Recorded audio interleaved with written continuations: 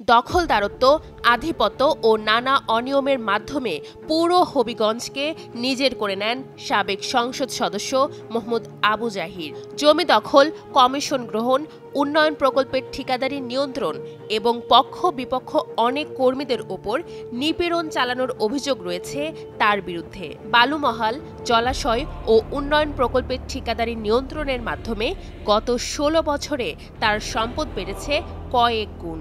আওয়ামী লীগের নেতাকর্মীরা বলছেন, বিরোধী দলের নেতাকর্মীসহ নিজ দলের নেতাকর্মীরাও তার নিপীড়নের শিকার হয়েছেন। পরিবারের সদস্য ও স্বজনদের আওয়ামী লীগের বিভিন্ন পদে বসিয়েছেন।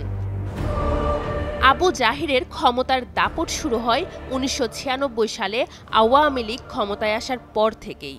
সাবেক ছাত্রলীগ নেতা আবু জাহির তখন হন জেলা আওয়ামী লীগের সাংগঠনিক সম্পাদক। ২০০৮ সালের নির্বাচনে আওয়ামী লীগ থেকে মনোনয়ন পেয়ে জয়ী হন আবু জাহির। এরপর ২০১৪, ২০১৮ এবং ২০২৪ সালের নির্বাচনেও হবিগঞ্জ ৩ আসন থেকে সংসদ সদস্য হন তিনি। হবিগঞ্জের অনেক পতিত জমি নামমাত্র মূল্যে কিনে নেওয়ার অভিযোগ রয়েছে জাহিরের বিরুদ্ধে। সদর উপজেলার জালালাবাদ নওয়াগাঁও গ্রামে প্রায় ৩০০ একর পতিত জমি নিয়ে দুই দল গ্রামবাসীর মধ্যে বিরোধ চলে আসছিল।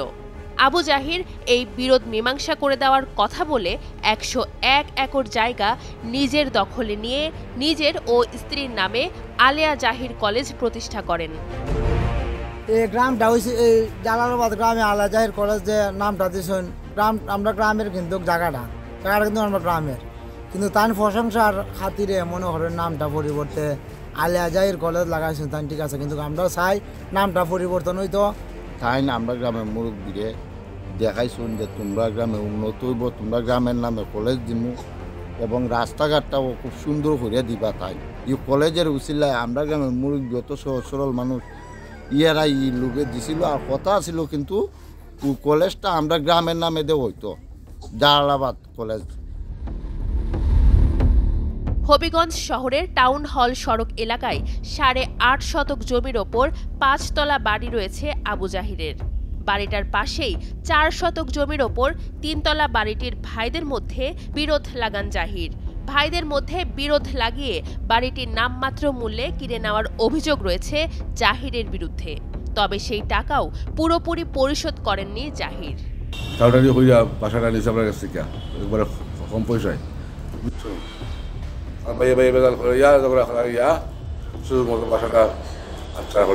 সদর উপজেলার অলিপুরে শিল্প প্রতিষ্ঠানের মালিকেরা জমি কিনতে পারলেও জাহিরের ছাড়পত্র ছাড়া নিবন্ধন করতে পারতেন না।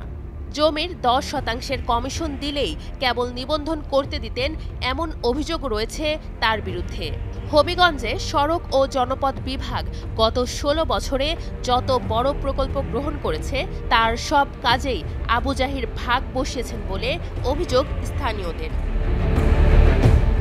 চুনারুঘাটের সীমান্তবর্তী কেদারাকোট এলাকায় অবস্থিত বাল্লা শুল্ক স্টেশন উন্নয়ন প্রকল্পের জন্য জমি অধিগ্রহণের আগেই মালিকদের কাছ থেকে একটি দর নির্ধারণ করে মৌখিকভাবে জমিগুলো কিনে নেন আবু জাহির। মধ্যস্বত্বভোগী হিসেবে জাহির কয়েক কোটি টাকা হাতিয়ে নেন বলে অভিযোগ এলাকাবাসীর। ১৫ বছর আগে আবু জাহির ও তার স্ত্রীর ৩১ ভরি সোনা ছিল। টানা ৩ মেয়াদের সংসদ সদস্য থাকার পর এই পরিবারের সোনার পরিমাণ দাঁড়ায় ২৩৯ ভরিতে। এছাড়া হলফনামায় দেখা গেছে আবু জাহিরের ২০০৮ সালে বার্ষিক আয় ছিল ২,৪২,৭৯০ টাকা। ২০২৩ সালে তার বার্ষিক আয় বেড়ে দাঁড়ায় প্রায় ৩৭ লাখ টাকা। ২০০৮ সালে তার স্ত্রীর ৯,৭০,৫৮৪ টাকার অস্থাবর ও স্থাবর সম্পদ ছিল।